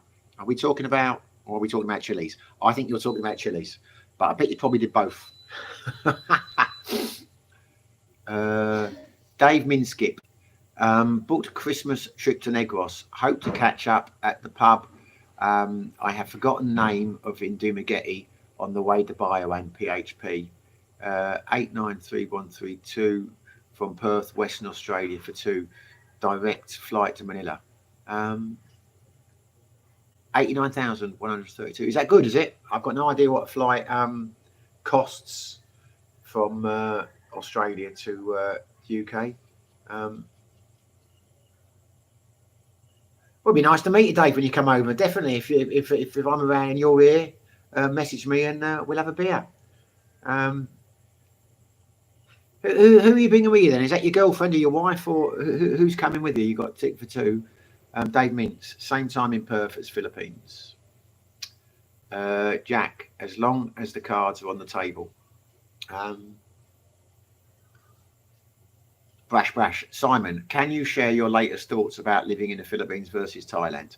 Well, I don't know what to say. I've done it a million times. I'm happy in the Philippines, but I'm happy in the Philippines because of my lifestyle here, because of Ellen, because of So if I was to move back to Thailand, it would be because Thailand is fantastic. As I said many times, there is not much that the Philippines beats Thailand on. Food is better in Thailand, the cost of living. I love Thailand, but I love my life in the Philippines, if that makes sense. It is the people and it is my life that's keeping me here, not the Philippines, if that makes sense. I have no desire to go back to Thailand anytime soon, but I love the place. But I spent a long time there, you know what I mean? I'm trying things new, but if someone asked me who had never been to either country where they should go, I say Thailand every time. Try Thailand. I wouldn't encourage anyone to move to the Philippines. So there you go. Doesn't mean you can't have a great life in the Philippines, but that's just me. As I say, the guy last night, that's why I started earwigging, listening to this conversations with other people. He'd lived in a lot of countries. He had lived in France for 34 years or 20 or whatever, and he'd lived in America. He'd lived everywhere. And he was saying he had tried Thailand and he'd been living there for a couple of months and he hated it. So he'd moved to Dumagetti and he was loving Dumagetti a lot more. And I'm thinking, really? You prefer Dumagetti to Thailand? But there you go. But as I say, he'd only been there a couple of months and he'd given up in Thailand, which I thought was strange. I can understand someone who has lived in Thailand for a long time wants to try somewhere else, but I was surprised someone had spent like 2 months in Thailand and a month in the Philippines and thought the Philippines was better. But there you go, each to their own.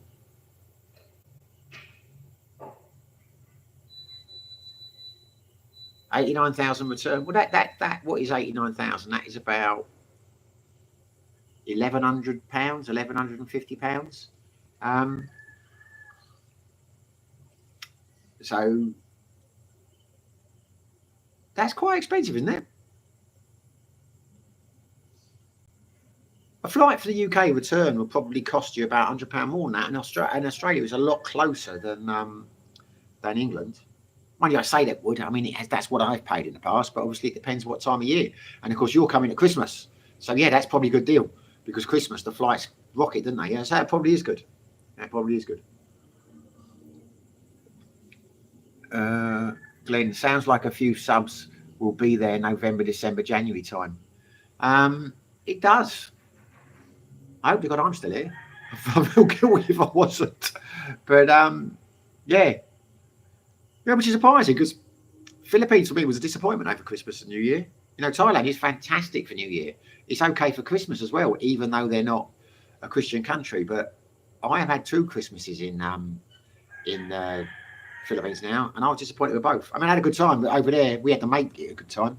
You know, there was none of the bars or anything was celebrating Christmas over there. It was just like another day. But we, the people I was with, we celebrated it. And here we went to Cebu, and that was not great. But there you go. I've got smiles and hearts flowing up my thing. I don't know what that means. I've never seen them before. That's nice. Oh, it means people hit the like button, does it? I'm new to this game. Brash, great to hear. Well, I'm glad you found that useful, mate. Jack, best way to be. I've jumped ahead again. Adam Fonte. I think right now I would like to work my way back to Vietnam. Happy to use Cambodia to get my bearings straight these next few months. Interesting one, Vietnam. I've not been to Vietnam, but for probably the last 2 years, I've heard nothing but good things about Vietnam. And I'm thinking this must be a fantastic place. I have to try it at some stage, or we have to try it at some stage. But the last couple of months, I have started hearing negative things. And that just might be the people who told me about it. But from going through a period of not hearing anyone have a bad word about it and how great. A friend of mine, it's just been an American guy. He has just been to Thailand and Cambodia and Vietnam. And he went to Da Nang for a couple of weeks. And when he got back, I asked him how it was. And he said, not a patch on Thailand. You know, it was enjoyable. He went with his girlfriend. He said, but doesn't see himself going back there again. So the food was lousy. It was that. And I was surprised because Da Nang, I've heard, is one of the best places to go. You know, I've got an English friend in his Filipino girlfriend. They're going in a few months. They invited us, but we're not going. Yeah, I was surprised. Yeah. So, you know, I'm sure it's a great place, but it is not the fantastic place I once was led to believe it was.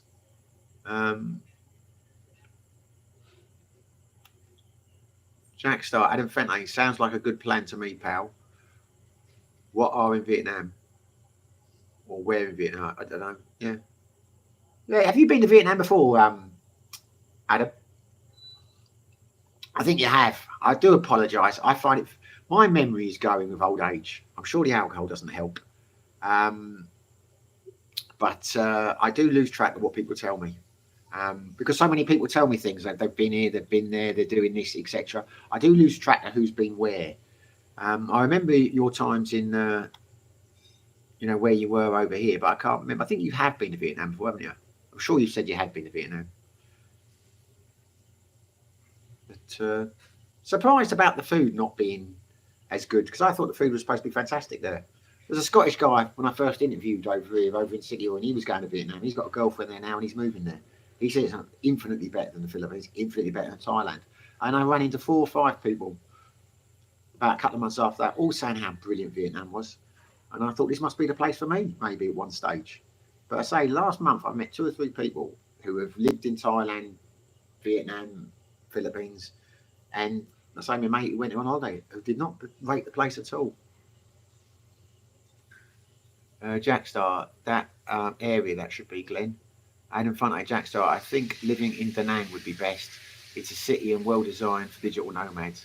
It's competing with Bali for those Name-based yoga European girls, digital nomads. Glenn, I'd mentioned that one of my exes recently spent a few weeks in Vietnam and was very disappointed.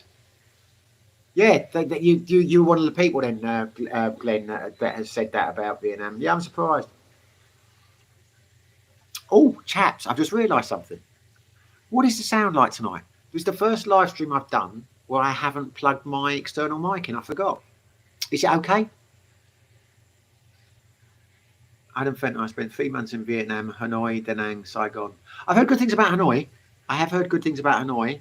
When I was in Siem Reap, I met a few Australians over a period of time, and they tended to go to Hanoi. They're saying Hanoi was very different vibe than I'm going to call it Ho Chi Minh City. It's not called Ho Chi, but it's called Ho Chi Minh City now, isn't it? Yeah.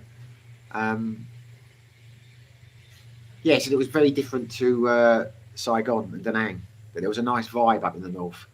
As I say, Jack Star, Adam Fenton. Oh yes, I'm pleased. I'm in.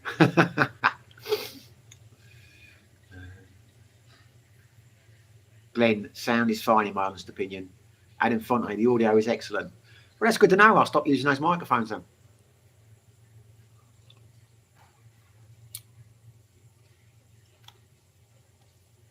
Let me know, chaps, when you've had enough of this, and I'll knock off, because I mean I'm enjoying it, but I don't want to bore people to death. And I've seen the old viewers are going down. So if you've got don't hang on just to be polite. Oh, he's got up to 20 now. I said that. There we go. It was interesting to see an old regular guy. I'd have to watch from his life. I don't think I've ever watched one. But he was in a bar I know here called Fibbers. I could see straight away where he was from, just from the background. And so he's got a following here. He was like 600 live viewers, and that video's now has got thousands. So I will have to watch a couple of his live streams and learn how to be interesting.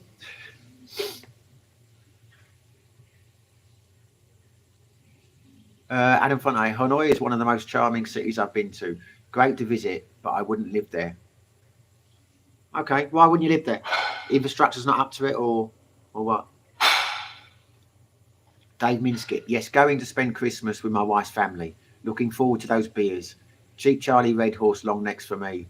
Airfare is return for two, so it's a good price. Yeah, I imagine it is a good price for Christmas. I wasn't, when you said that then, I wasn't factoring in the fact that prices get very high at Christmas into it. Brash sound is good. Well, that's interesting to know then. Brian Street sound is good. Jackstar sound is sound. That's good. That's interesting then. Because I was going to do an interview yesterday. Not an interview. Can't speak. The reason why, as I keep saying, I went to the town to make some videos. And I ended up back in the Kingswick. I did a video up there on the evolution of an Expat, which I've been meaning to do for ages. And I couldn't use it. Sound was awful. It was a waste. And the last interview I did there was when I interviewed Lachlan, Scottish guy. And the sound was dreadful on that one too. And I put it down to the fact that I had pressed, I'd put the noise distortion on because it was bad. So this time I thought, will be no problem at all. I just won't use the noise distortion feature on the microphone. And it was awful again. And that got me thinking, why is it awful there? Because it must be something to do with the room and the wind coming in or whatever. Because when I interviewed people there before, I got the microphones, the sound was fine. So I don't necessarily use the microphone as much as I will going forward. I'm saying that now Ellen's sitting at the doorway and she bought me those for Christmas. I'm very grateful for those microphones, but yeah. You live and learn. Well,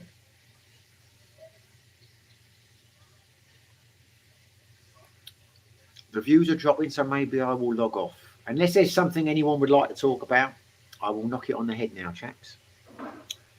Because I'm running out of things to tell you. Unless you're going to tell me something fantastic about your lives. It's more interesting when you tell us things, and then you can chat and I can reply. It's Jackstar, mate, you are interesting. Don't care what anyone else says. A lot of people don't think I am, and they're probably right. In a world of 6.5 billion, I found 20, 30 good friends I can talk to who find me interesting. But I'm sure the vast majority of the world wouldn't. I definitely find you chaps interesting. And in Fenton, Hanoi population around really 9 million. That's a big city with 6 million registered motorbikes. Just too many damn people. That's air pollution is terrible. However, it's a city rich in history. I know they're big on their scooters over there, or motorbikes, whatever you want to call them. I know it really is a motorbike place. Never factored in air pollution. Didn't realise that was a problem. Never even considered that, which is stupid because a lot of Asian countries it is a huge problem. Someone said in a live stream the other day they'd been to Bangkok. We'll never go again. The air pollution is terrible. I only experienced that once. I never had a problem in Bangkok with air pollution, so I suppose it depends. When you go, because sometimes it does blow down from the north. Did once and I had terrible streaming eyes, but that was the only time I had bad air pollution in Bangkok. So either it has got worse since I was there, or they were just unlucky when they visited. Glenn, so Monday next week. Yeah, 100% Monday next week, mate. Yeah, it will be the live stream on Monday instead of Tuesday. Ken McCulloch, West Indies, 20 off 3 overs. That's not bad. The cricket. You came back from the cricket then. I thought we'd lost you to the game. So what they're averaging 6-7. That's not bad, is it? Jack Star, Adam Fenton, and the women in Hanoi any good? I think Vietnamese women are attractive. I found best. I might have said it before. The thing that blew my mind was when I went to China. I thought you'd be hard pressed to find more attractive women in Thailand in terms of Asian looks. But my God, the women in China were gorgeous, gorgeous. I mean, I didn't really see an ugly woman over there. I've always thought Vietnamese women are quite attractive as well. Not really into your South Korean, Japanese anymore, but yeah. Answer the question. We would love to know. Adam Fenton, BRB food is here. Oh, well, there you go. Enjoy your Indian, mate. We'll have to wait for another day to hear your answer to the question. I don't want your food to get cold. Brian Street, have any prices gone up over there, i.e. beer, grub, like the Proxy UK? I have not noticed it, but the answer is yes. So when I say I haven't noticed it, what I mean is I have not noticed it in terms of what I've been here, but they have crept up. I mean, the beer's gone up 5 pesos. I'm sure when I first got here, most of the bars were around the 75 peso mark for like a San Miguel Light. Now it's about 80, so not a big increase. What's made me notice it is we go out to eat quite a lot, and I will often look online. I like looking at menus. I've got a thing about menus. So in the early hours if I can't sleep, I'll find a restaurant which we haven't tried, and then I will Google the menu. And invariably the menus are like 1 or 2 years old. And yeah, the prices. I was looking when we were going to go to Sideways last night. I wanted to look at the menu because I've eaten virtually everything in Sideways. Because I do the quiz there, I eat there a lot, and I have my breakfast there. And I was just looking, I thought there must be something that I haven't eaten on the menu. And I looked at a menu, and it was like 2 years ago, and there were a few dishes, and my God, they've increased a lot. It's like the quesadilla, because I've never had the quesadilla there. It was 2 years ago on the menu, and it was 160 pesos. I thought, my God, that's cheap. But then when we went down there last night, I looked, it's now 350.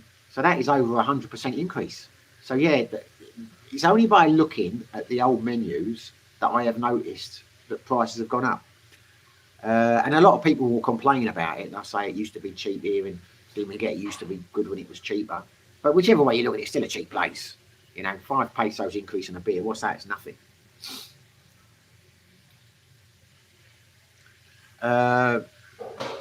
Brash. All the very best, Simon. Look forward to the next stream.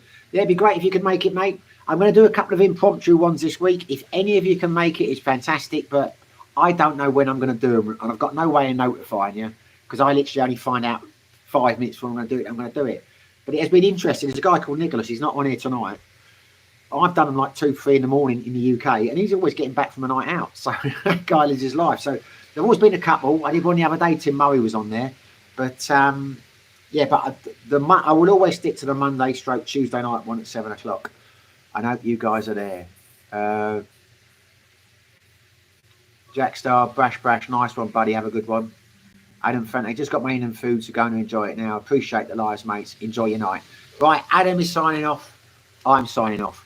Jack Star, I hope you have a fantastic meal tonight and you both get what you want out of the evening, if you know what I mean. I really do hope you're planning on coming over. That would be a fantastic surprise if you do pop over for a couple of months. Glenn, mate, you've been with me from the very start. Always great having you on there. Brian Street, one for your quiz. What's the oldest airline in the world? It's KLM. I have done that one before. But yeah, let's. I'm going to knock it on the head now. Thanks for watching, all of you. As I say, too many names to read out, and if I go down that route of mentioning, I'll leave someone out, and I'll feel guilty because I think afterwards I never said goodbye. So anyway, yeah, goodbye, chaps. Hope to catch you next Monday, 7 o'clock Filipino time. Thanks for watching, Jack Star. Thanks again for the donation. Incredibly generous of you. Didn't need to do it, but greatly appreciated. Put a smile on my face. Wherever you are, whatever you're doing, chaps, stay safe and be lucky. See you, Ken. I hope England wins. Now I'm trying to switch off on the laptop. I can't. I've got to switch it off here.